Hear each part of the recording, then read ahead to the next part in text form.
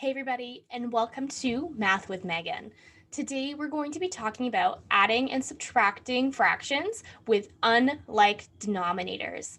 This is an expectation in the Ontario curriculum that we first see in grade 6 and also follows in grades 7 and 8.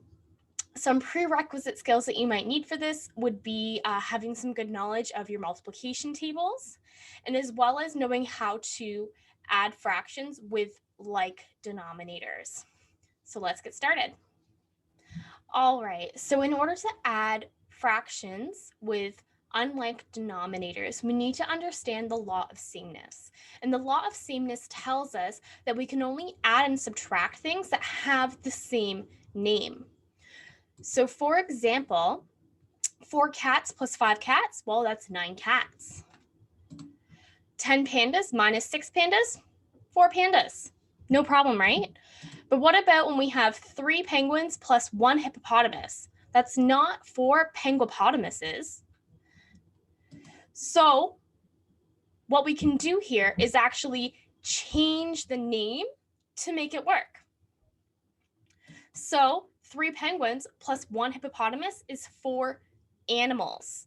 And so what we've done here is we've taken penguin and hippopotamus and replaced those two words with the words animals. So then that way what we're doing is we're adding the same thing. So the law of sameness also applies to fractions. So if, for example, if we have 1/4 plus 2/4, well, that equals 3/4. And what we can see here is that the denominator, which is the number on the bottom of the fraction, that is the name of the fraction, right? So we can see in our example here that we have 4 in the denominator, and fourths is the name of our fraction. And so what we can do for adding and subtracting fractions with unlike denominators is that we can change the name of the fraction or change the denominator, so then that way they're the same. So for example, if we were presented with 1/4 plus 1/2, we can just change the name of this fraction, which is the denominator, in order to be able to solve it. So let's try a few examples. So for our first example here, we have 1/2 plus 1/4. So our two fractions in this question are 1/2 and 1/4. So let's write them off to the side so we can do some mathematical magic with them and then bring it back to the original question. So what we can do is we can transform these two fractions to have the same denominator through the power of multiplication. And so what we want to do here is look at the multiples of our two denominators, which is 2 and 4, and find the least common multiple. So let's take a peek at our multiples of 2.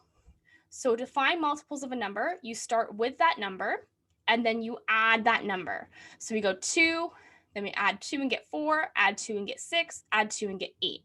And now we do the same thing for our multiples of 4. We start with 4, then add 4, get 8, add 4 more, get 12, add 4 more, get 16. And now what we need to do is identify what we call the least common multiple, or for short, LCM. And to do this, we look at our two lists and see which number occurs in both lists and which number is the smallest number that occurs in both lists. And so we see here 4 happens in both lists, and it's the smallest number happening in both lists.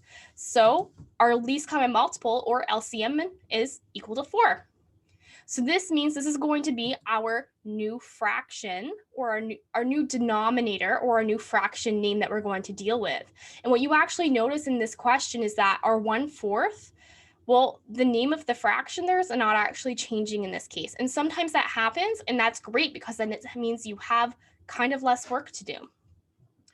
So as I said before, the way we transform these fractions is through multiplication. So if we're taking the denominator of 2 here and transforming it to 4, well, that's taking that 2 and multiplying it by 2 to make that 4. Okay, so this is where your knowledge of multiplication comes in. And so since we multiplied the denominator by 2 to make our new denominator, we need to do the same thing for our numerator. So since we multiplied the downstairs by 2, we're also going to multiply the upstairs by 2. And 1 times 2, well, that's just 2. So we've successfully transformed 1/2 into 2/4. And now let's do the same thing with our 1/4. So to change 4 to 4, well, that's just multiplying by 1. And we do now the same thing upstairs. So multiply 1 by 1, well, that's just 1. So our 1/4 just stayed 1/4 in this case, which is nice because it makes it a little easier for us. And so now let's take our new fractions and plug them back into our original equation. So our 1/2 became 2/4, and our 1/4, well, that just stayed 1/4, which is nice. And remember that what we do is we add things with the same name, and our result has that same name. So since the name of our fractions here are fourths, our answer is also going to have a denominator of 4, okay? And now what we can do is just add our numerators, calculate our numerators. So 2 plus 1 is 3. And so we can read this as 2/4 plus 1/4 is 3/4. And we're using that law of sameness as we're adding things that have the same name or the same denominator. So let's try another example. So here we're going to do 1/3 minus 1/4. So again, 1/3 and 1/4 are our two fractions in this case. So let's write them off to the side to work that mathematical magic on them and then bring it back in. So let's figure out what the LCM, the least common multiple, is for the 3 and for the 4. So our multiples of 3 is 3, 6, 9, 12, 15, and so on. And our multiples of 4, we go 4, 8, 12, 16, 20. So what is the smallest number that these two lists have in common? Well, that would be the number of 12. So this means that 12 is our least common multiple. All right, so this means 12 is going to be our new denominator. So let's start with our 1/3. Well, to change 3 into 12, we multiplied by 4. And since we multiplied the denominator by 4, we're also going to multiply the numerator by 4. So 1 times 4 is 4. So what we've done here is transformed 1/3 into 4/12. And now let's do the same thing for our 1/4. Well, to turn 4 into 12 would be to multiply by 3. And again, what you do downstairs, repeat upstairs. So we're going to take this numerator of 1 and multiply it by 3 as well. And that gives us 3. So now we've transformed 1/4 into 3/12. And actually, if you look here, we kind of just took the two denominators and multiplied them together in this case. And that will always give you a common multiple. It just might not always be the least common multiple.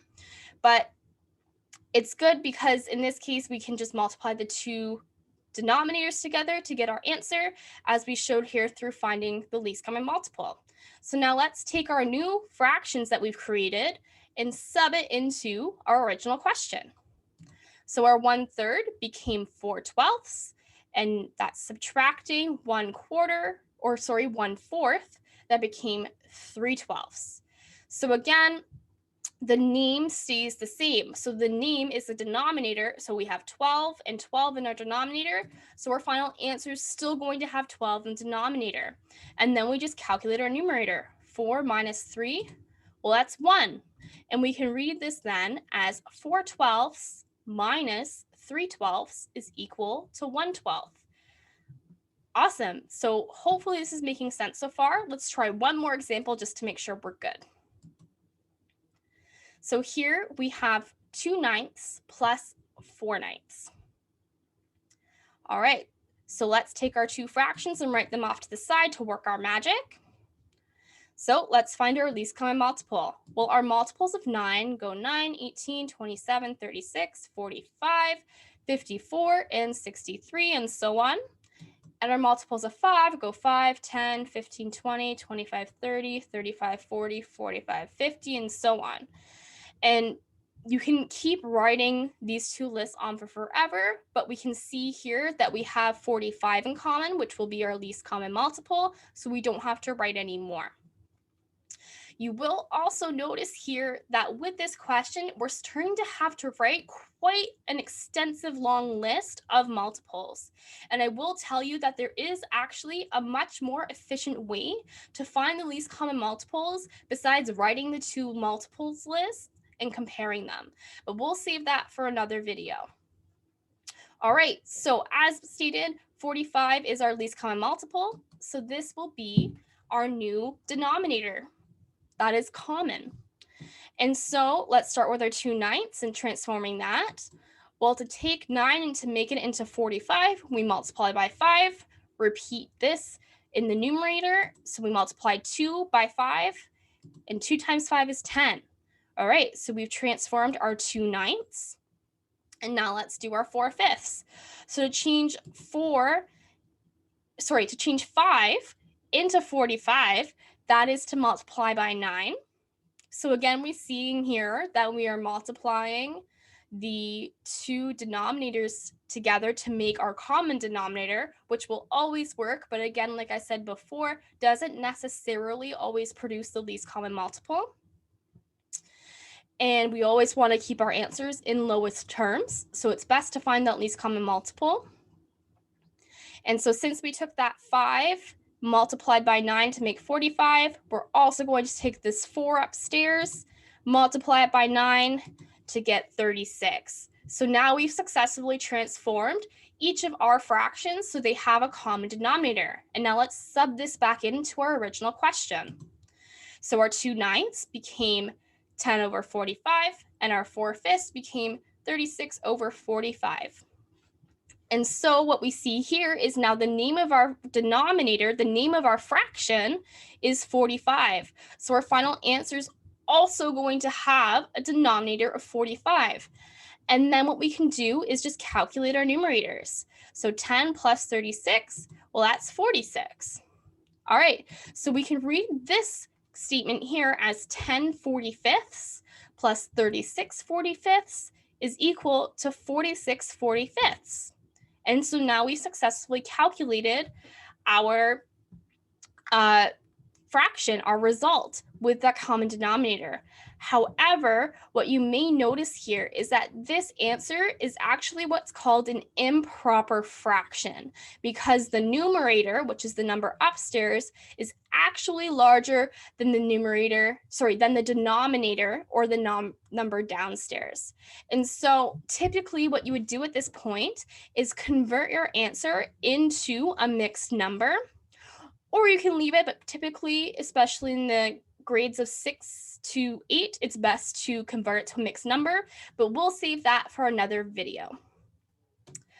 All right, guys, so there you have it. I hope that you found this really helpful and it helped your understanding of the law of sameness and how to add and subtract fractions with unlike denominators. Please comment below with your thoughts or any suggestions you have for future videos. And don't forget to hit those like and subscribe buttons. And remember, math is cool, so stay in school.